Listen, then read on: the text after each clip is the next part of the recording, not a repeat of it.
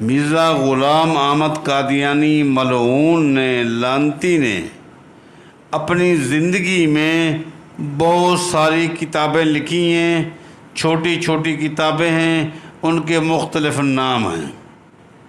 اس کی ذریت نے، اس کی روحانی اولاد نے ان کتابوں کو یکجا کر دیا ہے اور سارے نام ہٹا کر اس کو 25 جلدوں میں ایک نام دے دیا گیا ہے، وہ ہے روحانی خزائن۔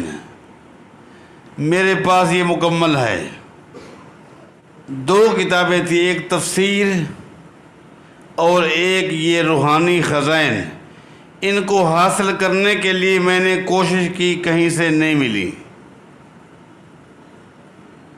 آخر کار مجھے لینے کے لیے بڑا کچھ کرنا پڑا اور یہاں کئی ایک جگہوں پر مجھے کراچی میں ان احباب کے مربیوں کے ساتھ مناظرے بھی کرنے پڑے۔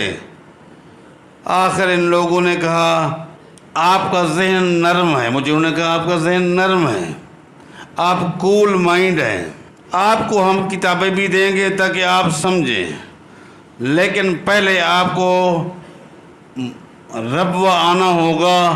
اور ہمارے مربی بشیر جو اس وقت، اب تو مجھے پتہ نہیں زندہ ہیں یا مر گئے ہیں، اس وقت پوری دنیا کے سب سے بڑے ان کے مربی تھے، مربی بشیر اس کا نام تھا۔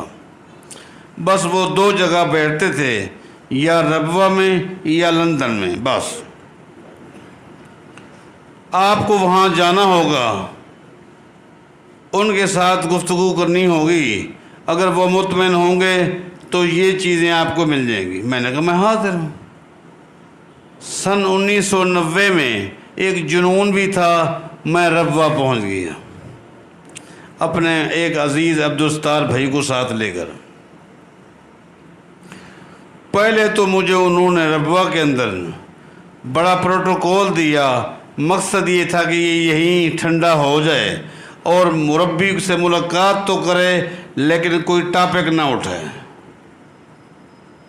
میں نے ملنا تھا، خیر ملاقات ہو گئی، آپ کا اچھا نام سنا تھا وغیرہ، مجھے بہت کچھ وہ ان کو بتا دیا گیا تھا۔ میں نے کہا میں مناظرہ کرنے نہیں آیا، بحث کرنے نہیں آیا، میں معلومات لینا چاہتا ہوں۔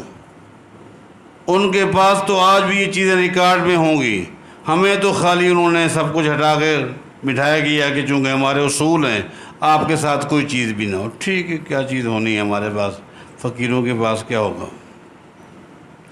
میں نے کہا کہ آپ 2 ٹوک مجھے یہ بتائیں کہ آپ مرزا غلام احمد قادیانی کو کیا واقعی نبی کہتے ہیں؟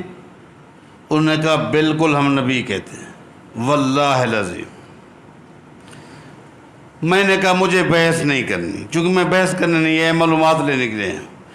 آپ یہ بتائیں کہ رسول اکرم صلی اللہ علیہ وسلم کے بعد اور مرزا غلام احمد قادیانی سے پہلے درمیان کا جو پیریڈ ہے، اس پیریڈ میں کسی اور کو بھی آپ نبی مانتے ہیں؟ اس نے کہا نبی نہیں مانتے۔ ٹھیک ہے، اچھا مرزا غلام احمد قادیانی کے بعد آپ کے ہاں خلافت ہے، اب کیا قیامت تک خلافت رہے گی یا اور بھی کوئی نبی آئے گا؟ اس نے کہا خلافت رہے گی۔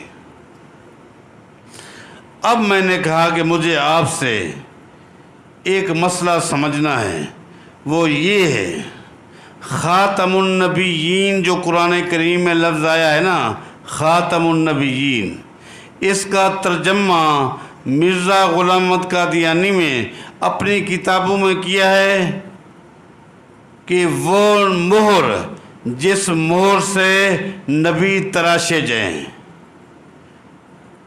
وہ مہر جس سے نبی تراشے جائیں، یہ ترجمہ کیا۔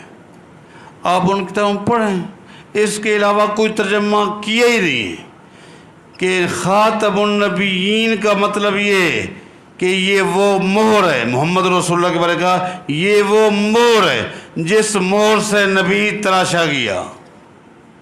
میں نے کہا خاتم النبیین عربی کا لفظ ہے اور خاتم مضاف ہے، النبیین مضاف الیہ ہے۔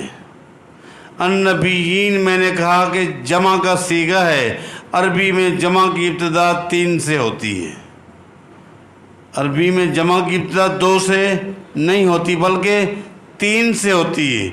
خاتم النبیین کا اگر معنی صحیح ہے جو مرزا نے کہا ہے کہ جیسے نبی تراشے جائیں، اگر یہ ترجمہ صحیح ہے تو آپ کا عقیدہ غلط ہے، آپ تو ایک نبی کے قائل ہیں، کم از کم 3 نبیوں کے بارے آپ کا عقیدہ ہونا چاہیے۔ خاتم النبیین اگر ترجمہ صحیح ہے تو عقیدہ غلط ہے، عقیدہ صحیح ہے تو مرزا کا ترجمہ غلط ہے۔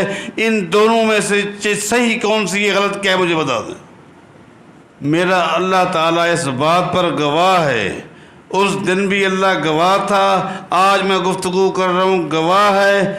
3 گھنٹے میری گفتگو رہی، 3 گھنٹے وہ ایڑیاں ہلاتا رہا، واللہ العظیم میرے سوال کا جواب نہیں دے سکا، پریشان کہ میں کس بات کو غلط کہوں اور کس کو۔